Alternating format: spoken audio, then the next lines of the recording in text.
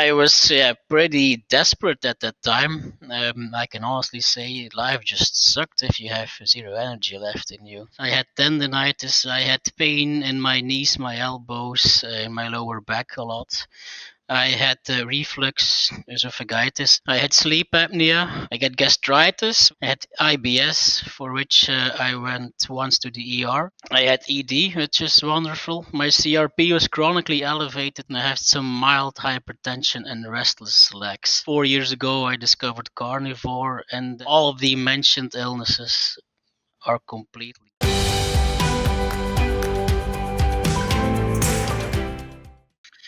Okay, so hi, I'm Boris. I'm 30 years old. I'm from Belgium. For me, what food changed after a lot of years of digging into food, it was that I resolved my chronic sinusitis, which I also had 4 acute flares a year. Um, with that came post-nasal drip, which was very annoying. Now I still have that after a cold, but I had that non-stop year-round, where mucus was coming from my nose in the back of my throat, and I had to clear my throat all day long. And I can remember a day where in the office, I had this paper cup, like it was for coffee, and at the end of the day, I had filled it completely with this post-nasal drip. So that was actually horrible. I get yearly bronchitis. I had tendonitis. I had pain in my knees, my elbows, my lower back a lot. I had reflux, esophagitis, so that's GERD type 2, which I was on Pantomet, so a PPI, for probably the better of 4 years. I had sleep apnea, which led to enormous lethargy and brain fog, and I had an MRA apparatus for that. I had probably 10 years ago anxio-depression after a course of Madrol, so prednisone. I had a burnout at the age of 29 in 2016. I got gastritis with one bleeding at the upper esophageal valve, I guess in English. I had IBS, for which I went once to the ER. I had ED, which is wonderful. My CRP was chronically elevated at around 5 to 6, and I had some mild hypertension and restless legs. So I first did a ketogenic diet 5 years ago, which improved but did not clear all of the symptoms that I just listed. And then 4 years ago, I discovered carnivore, and then except for some post-nasal drip, all of the mentioned illnesses are completely gone, I would say. All of them. Wow. Awesome. All right. Thank you for that, by the way. So let me ask you, obviously you discovered carnivore a while back ago, and it basically put all these things in remission, which is wonderful. And I see that, not infrequently. What were the things you were told to try? Because you probably were involved in the healthcare system in Belgium. They probably said, try this, try this medication, do this, do that. Did they discuss any other nutritional strategy, or did they just totally ignore that aspect of it? How did that evolve? Well, the funny fact is that by degree I am an RD, so I am a dietitian. So if doctors would see me, they'd say, "Oh, you know what to do," but most of the time, diet wasn't really mentioned. So diet for sinusitis, that was never heard of. Tendonitis, knee, elbow, or my lower back. Why the hell would you? There was one physiotherapist who 10 years ago told me, yeah, there's some talk about not eating histamines in your food that would lead to less pain, but he was very vague about it. He didn't know much about it. But even for reflux, they just said take your PPIs. There was not one mention of diet, maybe cut down on the coffee a bit, but that's it. Sleep apnea, there was one doctor, she was a pneumologist. She told me, yeah, you could lose some weight, but I can see it's all muscle, and who am I to tell you to not be a bodybuilder anymore? So also she rejected diet and suggested the MRA machine. Never a CPAP, that was not necessary, but still. For depression, but this is 10 years ago, the doctor just said take this pill, but I couldn't take it. It made me feel even worse. Um, And even gastritis or IBS, there was never really any mention of diet. Actually, nope, none. And with the gastritis, they probably had you on proton pump inhibitors and various drugs to coat your stomach or to decrease hydrochloric acid production, I'm assuming. Yeah, PPIs. They had Pontumet here, which is a PPI 40 milligrams a day. I was on that for probably the better of 4 years, something like that. Yeah, it's something that's usually supposed to be prescribed for a couple of weeks, and yet on it for 4 years. Did it help Yes. much? Um, it felt like the acid coming up was less severe, but it led to other issues, other GI issues. Like I got IBS in the coming years after that, so like food didn't digest as well, and I'd Yeah. have difficulties. I'd have some day diarrhea, and then I wouldn't go for 5 days, and until I went to the ER. Once for a bodybuilding show, I think I was 2 weeks out, and I hadn't gone to the toilet anymore in 7 days, I think, which was very, very long for me. So I ended up in the ER, and they put in how do you call it, an edema or enema. Yeah, no fun experience for me. Then I had to take these bags of just salt just right before my contest, so that didn't really improve my shape neither. But yeah, horrible experience actually.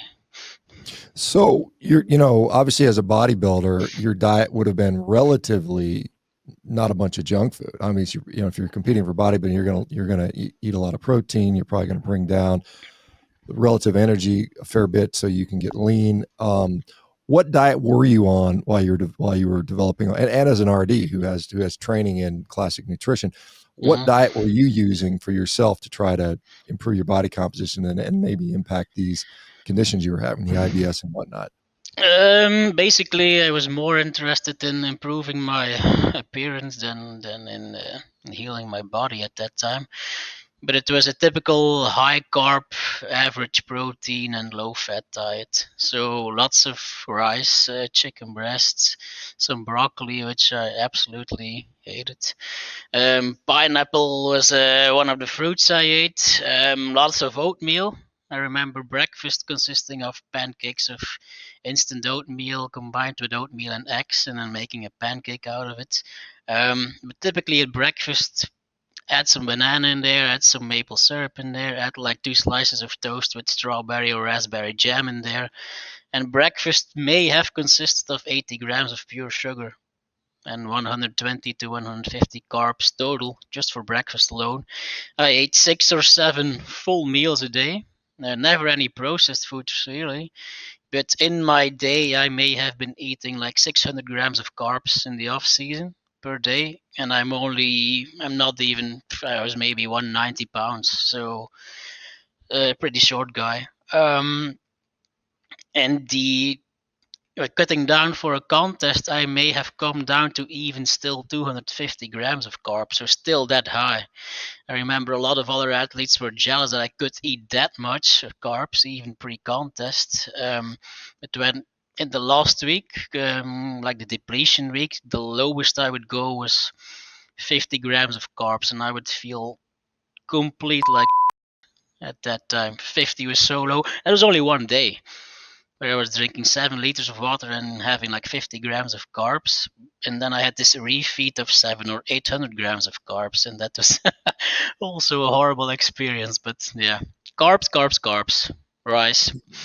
Yeah, so I mean, sort of kind of a typical bodybuilding type of thing, and it's obviously challenging to adapt to a very low carb state if you're used to consuming a lot of carbohydrates. You just feel like you have no Mhm. energy, and I see a lot of people complaining about that when they go carnivore for casually for a period of time, and they don't really adapt, to the degree that they need to, in my view. So okay, so in Belgium, how did you hear about carnivore? I mean, I can't imagine there's a bunch of Flemish carnivores online. I mean, I obviously speak English, but a hell of a lot better than my Flemish might be. But where did you? And I'm sure as a classically trained registered dietitian, it would have seemed like it's madness to do this carnivore thing. So how did that evolution take place? Yeah, even remembering from college, where I got my RD degree, I even had to make a paper on Atkins, telling how bad it was. So indeed, ketogenic diets or carnivore diets were completely out of the question.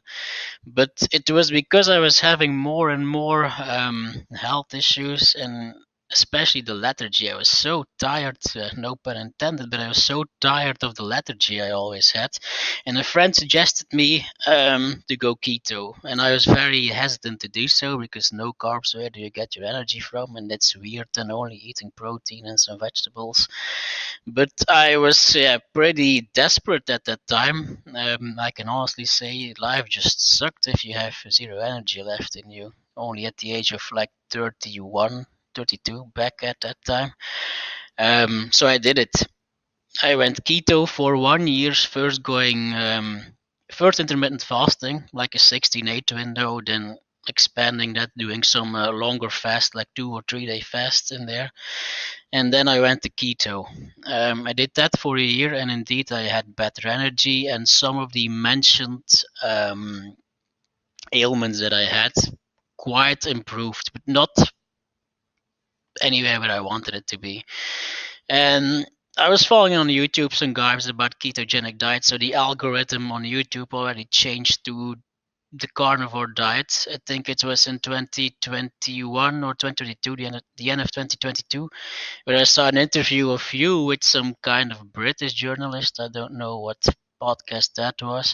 In the meantime, I also saw Ken Barry, who was saying he transitioned to a carnivore diet, and in my mind, that was still something very crazy because it was just meat, maybe some eggs, butter, beef butter, bacon, and eggs was what Ken Barry said. It completely blew my mind. I then started reading the carnivore code from that psychiatrist who I named just then. I forgot right now. My wife also gave me your 2 books. That was a bit later on. So I first did some reading, and I found the theory really solid, also on an anthropological and biological and evolutionary standpoint. So I even still skeptic at that point, I decided to give it a go for 12 weeks. So just meat, water. I still had some coffee, and eggs. At that time, that was it. So purely that. I also skipped the dairy at that time. And the first 3 weeks, even though I was already 1 year in a ketogenic diet, the first 3 weeks still again were pretty horrible energy wise. So training was completely out of the question for the first couple of weeks. But after that first month, it was like this sudden blue sky. All the brain fog lifted around week 4 or 5, I think. And every week that passed, it just got better and better, and training got better. And I think after 2 or 3 months, my training was back where I left off. And then another 2, 3 months further, it just increased tremendously. It just way better. And the best thing I noticed was this cognitive, clear minded energy that I had that I couldn't remember that I had like for 20 years or longer. That was just amazing. So as you know, as a bodybuilder, as a bodybuilder, you got to train pretty hard. I mean, that's pretty much given if you're going to be successful. You're in the gym lifting, doing cardiovascular exercise to get lean. Did you have now at this point after you fully adapted? Are you having any struggles with energy, or do you feel like you can train as intense as you need to? Hey folks, it's Dr. ShawnBaker here. Hey, if you or someone you love is suffering from chronic disease and you're tired of just managing symptoms with potions, pills, and procedures, I want you to check out Revero.com. Our team of dedicated professionals is committed to tackling the root cause of your issue and finally getting you healthy. Hurry up though, our spaces are filling up very quickly. Well, we usually go train still fasting in the morning, so around 9 o'clock. I may have had a little breakfast consisting of like 2 pieces of bacon, which is just pork belly here, with salt, maybe an egg or two. But half of the time I'll go train completely fasted. Maybe I'll do some cardio first, like some treadmill or weighted fast stair masters, and after that we'll just hit weights for another hour or so. But in this completely fasted state, it actually works better than back in the day when I would train at night after 6 full meals full of carbs, and I would regurgitate half of my food again. No, Basically, and especially if I ran some first on the treadmill, it seems like there's this unlimited source of energy that just never stops. It's way better right now that I'm fully adapted. But it did take some while. I think 3 to 6 months for me to go into this completely adapted phase. But now it's been 4 or almost 5 years of carnivore, and yeah, I cannot eat. A couple of weeks ago I didn't eat for 3 days, and I went to the gym on the second day just to train my arms a bit, and yeah, not a single problem at all. Do you so are you still working as a registered dietitian? Is that still what you do? I actually never worked as a registered dietitian. I did a little bit of freelance dietitian stuff for athletes, but that was it. I worked in the medical insurance branch of a big insurance company here in Belgium, where I calculated people's debt risk for their mortgages. After that, I did quality control and quality assurance. And after that, I joined police academy at the age of 37. Yeah. But as an RD, I never really practiced. I think I would not be able to keep that job because I'm an idealist, and I would not be able to follow the guidelines that would be given to me. So never did that. All right, so you have the knowledge that came with that, and I guess your interest in bodybuilding drove you towards an interest in nutrition, and that's why you did that. Now, Yes. as a as someone who's serving in part of the police force, does that is your diet known by your fellow policemen, or how does that work?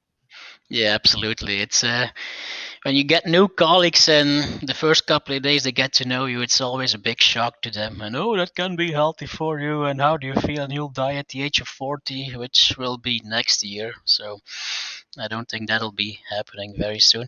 But I remembering in the first couple of weeks of police academy, so last year in February, we had to go at this 3 day team building event. So there was food arranged like a buffet, and I brought my own food, which was basically freeze dried meat, 4 dozens of eggs, and strips of bacon and meatloaf that I made myself.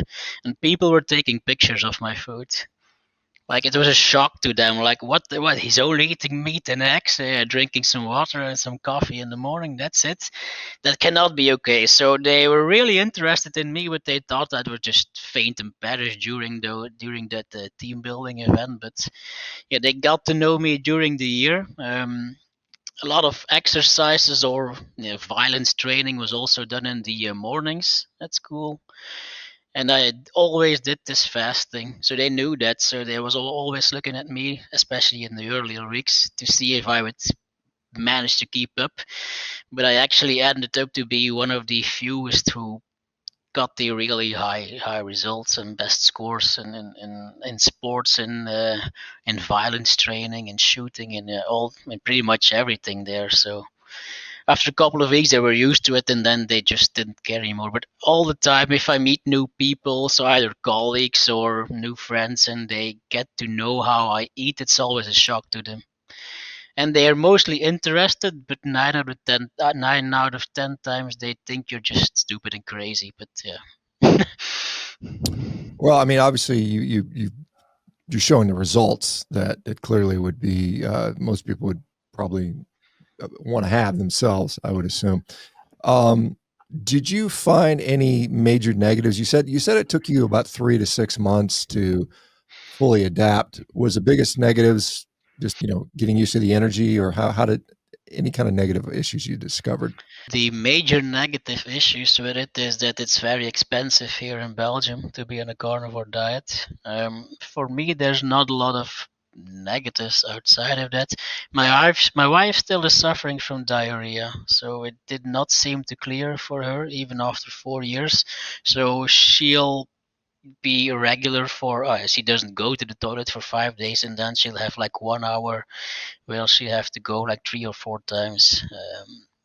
with issues. I had this for maybe 2 or 3 weeks, unless I drink too much coffee, which I have now quit in the last week. So I'm feeling extremely tired and irritable, but it's getting better. But except for that diarrhea for a couple of weeks and having very low energy, also for a couple of weeks. And some declined training performance for, let's say, 3 or 4 months. There was no negatives for me at all, actually. Let me ask you, in Belgium, you said it's expensive. Is there a national guideline push to steer everybody away from meat? I don't know if you're familiar with a guy named Frederick Leroy. He is in Belgium. I don't know where, maybe I don't know where he's out of Bruges or someplace. I can't remember. Uh, that has been pushing back against that. But what is the climate in Belgium, being the heart of the EU? I guess Belgium's where the EU is headquartered, and there Yeah, seems to be a push. we do have the headquarters of pure evil here in Belgium. And for meat or carnivore, just meat and dairy, it's what you would expect here in the EU. There's a big push against it. Farmers are being almost tortured out of their profession. And we've seen it this year. So this year there was a price increase in meat of about 12%, because I should say ranchers, but we use the same word, farmers, for it. They're actually just being bullied almost to the brink of extinction. You saw the protests in Holland and other countries. It's the same in Belgium. It's just not on TV as much because, yeah, the media landscape is also very one-sided, very pro EU, pro globalism, anti-meat, pro climate change, all of that. So the meat business or meat industry is being hindered, absolutely, and it makes meat absolutely expensive. So I think right now, for a, let's say, a ribeye of a Belgian blue ball, which is just a normal ribeye steak here, you'd be looking up at least 30 euros per kilo. So that would be almost 20 bucks a pound, I think. So that's quite a lot compared to other foods. And remember, we're also taxed enormously. We have to give half our wages to the government already. So yeah, it's expensive. Well, maybe you can be a economic refugee or something. I don't know. If that would exist, I would really consider it. Yeah. So have you found that I mean, are you speaking about what you do in locally in Belgium? I mean, online or in other places? And if so, has that had an impact? Online, no, but because I'm not really active online. But in real life, I basically give the carnivore talk to anybody who wants to hear it, or just push it on them anyway if they talk about health issues that they have. Um, so I had this vegan friend in the gym who suffered a meniscus tear more than a year ago, and he's still suffering from that. So I had a distal biceps tendon rupture, and basically 10 weeks after, I'm already training my biceps, and he 1 year after his surgery can't still not train legs. It's a different kind of injury still, but I mean, 1 year compared to like 10 weeks is a big difference. And I also see him with straps around his elbow or his wrist suspecting, because yeah, this is starting to hurt and this is starting to hurt. So he would be one of my primary subjects or targets to give the carnivore talk to. But I basically tell it to everybody, like at school, people were really in awe with how well everything was going. I mean, I'm almost getting 40, which is not the rule in police academy. Most are like 25 years old, and I was doing physically and cognitively better than them. So they might laugh at it a lot of the times, but I always give the carnivore talk. Like, look, 10 years ago, I would have been in the same boat as you are. I would have complained about my knee or my back or my elbow. But now that's all gone. Now I can do sprints and jumps and climb a fence or a wall or knock an opponent down. Yeah, easily. And you guys who are 10, 12 years younger than me seem to have issues with that. but you guys are grain eaters. So here's what I do. And then I talk about the carnivore diet. Yeah, most of the time it's either ignored or they believe it, but they just don't want to do it because it's in their mind it's hard, even though it's not hard. After a month, you're completely adapted to it. But for somebody who can't imagine this way of eating, it's very hard to think this is possible to do. Yeah. So as far as you know, your gut's clearly better. You said IBS. You know, you're having issues. You know, with consuming all the carbohydrates. And let me ask you about appetite, because obviously when you are um, trying to stay lean as you do as a bodybuilder, I mean, appetite becomes an issue. How does the diet impacted your appetite and satiety? Honestly, back in my bodybuilding days, I was either stuffing food when bulking up or being hungry when cutting down. Um, I remember during my first contest prep, I was really, really so hungry. I passed McDonald's once in my car and I never ate McDonald's because I think it's gross, but I cried because I wanted it that bad at that time because I was so hungry in my calorie deficient diet. But now on carnivore, I can honestly say that I'm never hungry. Just I am never hungry. I can just go on with my day without eating. But when I do start to eat, I can eat a lot. So I can eat 2 or 3 pounds in one go. I usually will divide it in 2 to 3 meals. But if I would only eat once a day, it would be 2.5 pounds, and otherwise it would be like 2 to 3 pounds divided in 2 or 3 meals. Yeah, back in the day, I ate 7 meals a day, and I now 2 to 3 meals standard. More, if you really want to gain weight, I think more is just a bit better, but eating 7 times would be on a carnivore diet ridiculous. But because I ate 7 times a day, because it was also a lot of carbs, so like 2 or 3 hours later you could eat again. But if you're eating 2 pounds of meat, it's completely useless to start eating again because half of it is just still sitting in your stomach, is still digesting, so you don't have to eat 7 times a day. But hungry, yeah, never. I ate 70. I had one fasting day when day 3 days, but I didn't eat for 78 hours. And the first day might sting a little, but the second day I was not hungry, and even by the end of the third day I didn't feel that hungry. And then after that I just ate a normal sized meal. Even so, hunger is not an issue, not at all. Yeah, that's a nice thing. How often do you eat typically? Right now on carnivore, 2 or 3 times a day. It depends on what my schedule is and do I want to lean down or gain some weight. If I want to gain some weight, I might bump it up to 3 or 4 times. If I want to lean out a bit, I might do two or maybe even one time. I put my wife on a contest prep diet 2 years ago. She went into not the bikini class, but the somewhat more muscular class in the IFBB, and she did OMAD, so 1 meal a day, carnivore, and she did not lose any muscle, and she had this traps muscle where you can see almost like individual muscle fibers. That's how lean she got, just on a pure carnivore 1 meal a day diet without any drugs whatsoever. So it's absolutely amazing. Obviously, there's a lot of, you presented with a number of chronic medical conditions, sinusitis, gut issues, and a number of other ones. And you probably had some sort of treatments, medical or otherwise. How would you rate the efficacy of this dietary shift versus anything else you had tried? Most advice or stuff that I got was just pills and nasal sprays, which all came with their own side effects. And the beautiful thing about carnivore is that you will heal or better these issues without any side effects, and you heal other things that weren't a problem.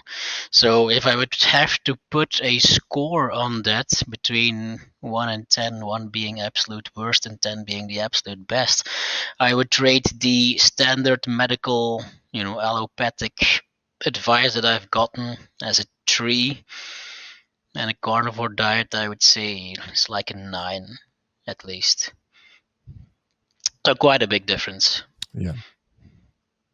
Yeah, fair enough. And that's I mean, that's again, I see that every single day, and yet we still persist in this model where medications are the answers to everything, and it's kind of a little bit, you know, not surprising given the financial realities of that. Do you foresee changing how you do your diet anytime in the near future? Something you like to experiment with? I know a lot of people are. I know there's people that are like there's this popular pure sugar diet where people are eating lots of sugar, minimal protein, and zero fat, and getting leaner with that. Does that entice you, or do you feel that you have no desire to try anything like that? I have no desire in trying any diet that's biologically junk. I mean, why the hell would I eat sugar to get lean? That does not make any sense whatsoever to me. Also, on an evolutionary standpoint, why would I do that? I mean, it's not just diets that I've tried to change. I try to live like a more ancestral human, trying to get as much sunlight as I can and trying to stay away from digital media as much as I can, even though we're now on YouTube Live. Um, not being in front or behind the TV or with my smartphone, which I try to limit as much as I can. Getting outside and getting on a positive carnivore diet is it's a complete picture. It's not just the diet. Um, but yeah, different diets. It was Paul Soldino, by the way. Now I think of it, and I did try. So he's more of an on an animal-based diet, eating lots of fruit and honey. And I did try it for a couple of times to add some fruits in there, like some tropical fruits, bananas or apples or papaya and pineapple or whatever I could muster up. And I think I gave that 3 or 4 tries. Um, but GI issues came back after about a week.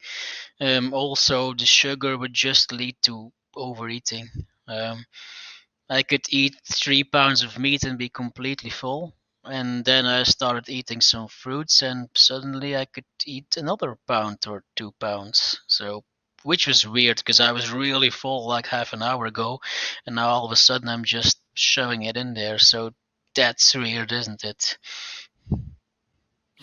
Yeah, I mean, it definitely for a lot of people drives appetite. I think carbohydrates for some people it makes them just continually think about eating, continue to. I'm certainly that way. I notice that if I'm not eating carbs, which I almost never do, um, I don't really think about food that much. But if that creeps in, it's a real problem for me. All right. Well, anything else that we left out that you'd like to share? Yeah, so 3 weeks back in my final exam, I ruptured my biceps tendon. So it got ruptured during sparring with my opponent. And my opponent is a colleague of mine, like the biggest guy in class. So we just had to box. It had nothing to do with handcuffing somebody or fighting with someone. It was just to tire you out. So we were already pretty exhausted, and then we had to go 3 rounds of boxing with each other. Um, he was like 2 heads bigger than me, 30, 40 pounds heavier than me, so I couldn't really get a punch in. So I was beating his gloves, and he was kicking my ass, basically hit me in the head nonstop. And I suddenly saw this spot on his temple that was completely open for me to hit. So I, with all the power I still had left in me, I came in for a right hook, and he saw it just in time and decided to block with his elbows, like hitting my bicep with his elbow, and I felt this enormous snap. And we still kept fighting for 2 rounds in boxing, and then we did another jiu-jitsu to judo style ground fighting where I even beat him at that point. Um, and our last round that we had to do was with the guy from DSU, so like a SWAT guy, very trained, very athletic, and we had to pull him down while we were completely exhausted. But first we had to do some push-ups, and I noticed like, wow, this really isn't working anymore. I can usually do like 80 push-ups, and I looked at my arm and saw my biceps curled up underneath my shoulder. I was like, wow, that's not normal. And there's like the the other guys in class, they all got white and green, like holy shit, that does not look good. So I went to the ER, and yeah, biceps was torn off. So for me that was game over. A couple of days later, I saw the surgeon, which I think you had the exact same profession back in the day, Hmm. and he told me, yeah, that does not look good. So we have to attach that back, like drilling a hole in the radius, attach that there, and then after that, it will be 6 months of doing nothing for you. And that was at the beginning of February, so 3 months ago. So we did the surgery. I had a cast for 3 months, so I couldn't move my elbow. And when the cast was removed, yeah, everything's really, really stuck. So your thumb was also in cast, so you couldn't move your wrist, couldn't move my elbow anymore. And the surgeon, the orthopedic surgeon, told me, yeah, this will last probably 2 to 3 months, and you'll have to see a physiotherapist just to get it moving again. And if you want to put weight on it, I know you're a muscular guy, you're a bodybuilder, you want to train with weights, but that's not a good idea for the coming 6 months. It will not work for you. So okay, bummer. So I couldn't go to work neither for like half a year, which is a very long time. The earth just melted away under my feet when he told me this, like this 6 month period. Um, but I noticed 2 to 3 weeks after the cast was removed, I started going to the physiotherapist like every day. It got a lot better. I could start moving my hands. Like, and within 3 weeks, I could move and turn my wrist like nothing really happened. Same with my elbow. It took me like 6 weeks to get full range of motion back in my elbow. Which I saw YouTube videos of other athletes with the same injury, so also a good distal biceps tendon. And 6 weeks out of their cast, they like hardly could move their elbow or their wrist. And with me, it went completely natural. I had full range of motion. Started going to the gym again. Lifting some weights. The weightlifting was not in the full range of motion because if I completely stretched the arm, I could feel a little bit of tenderness in the lower part of my biceps, where the yeah, where I took the elbow in my biceps. Um, but we are now 3 months after the surgery, and I for biceps I think I'm at 60 or 70%, which I shouldn't be able to do according to the orthopedic surgeon for at least 6 months. So the healing has gone incredibly fast. The physiotherapist also, he was just in awe. Like I had 60 sessions prescribed of physiotherapy work. Now you have to remember, we in Belgium we have the social healthcare system, so we are getting taxed ridiculously much. But this is a benefit. Like you'll get 60 sessions, but you'll get back the money like 95% for it. So but we stopped after 8 sessions. So he looked at me. He said, "I honestly don't know what to do for you. You have 60 sessions. Most of the time, people need all 60 of them and then some. But I have no idea what to do for you. It's going so well for you. You have full range of motion. You know it. You can pull more weight than all of my clients, like." Combined here, so I have no idea what to do for you. People in the gym also, I was training legs with a cast, and then I was with my how do you call it, my machine to keep my arm in place. And I was still training, and people were looking like, "What the hell is he training? Did he just get surgery?" And you could see this big incision scar in my arm, and still training biceps already. So I believe, not everyone believes that. Some people believe it's because I was very muscular before, but I believe that the carnivore diet, in its anti-inflammatory nature, helped me to get back to this full range of motion very fast and get back into actually having some power back in my biceps also really, really fast. So we're now 3 months after the surgery, and my wife actually tape measured both arms. So I thought I would lose a couple of inches on the right arm where I had the surgery, but it's Up until the last millimeter is the exact same. You cannot see anything. I regained muscle and function in that arm so quickly, people just don't know how to react to it. How's your range? You got full extension? Did you have any contracture? You Yes, got pretty good extension. Oh, absolutely. nice. Yeah, that's good. So, Nice job. Yeah. no issue at all. Yeah, they do a single incision just in the forearm, basically. That's Yeah, that's an S incision. You can maybe see it. okay. Yeah. So it's an S, and then they look up the tendon part and they drill a hole in the radius and they pull it through and attach it with this metal Yeah. plate, Yeah. A and little it button. has to Yeah. grow, yeah, with a button, and it has to grow shut a bit, I guess he told me. I don't know if it's possible. Well, we did take an RX radio, whatever it's called in English. You could see the button there. But yeah, even the osteo, yeah, the surgeon, when he first saw me after 6 weeks post surgery, he was like, "Wow, how fast is this going with you? I've never seen this before."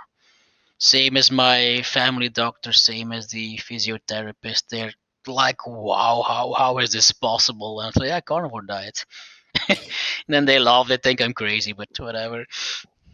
Yeah. I'm not surprised at all. I mean, while we don't have, clinical research on carnivore healing, just because it hasn't been done yet. Hopefully it will.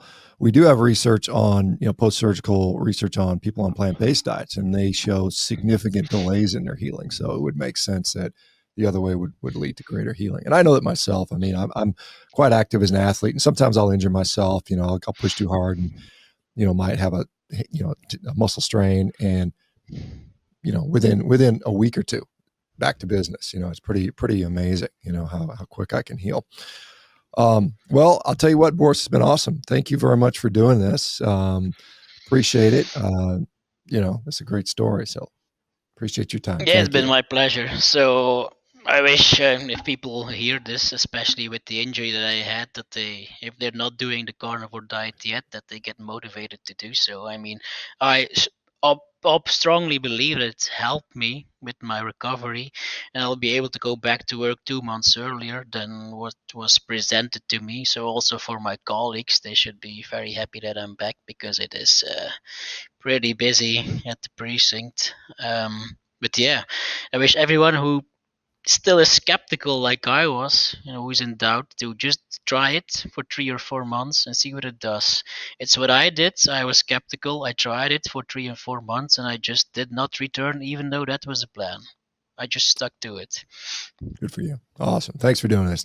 Boris, take care. Appreciate it. Yeah, yeah, have a good day. Thanks.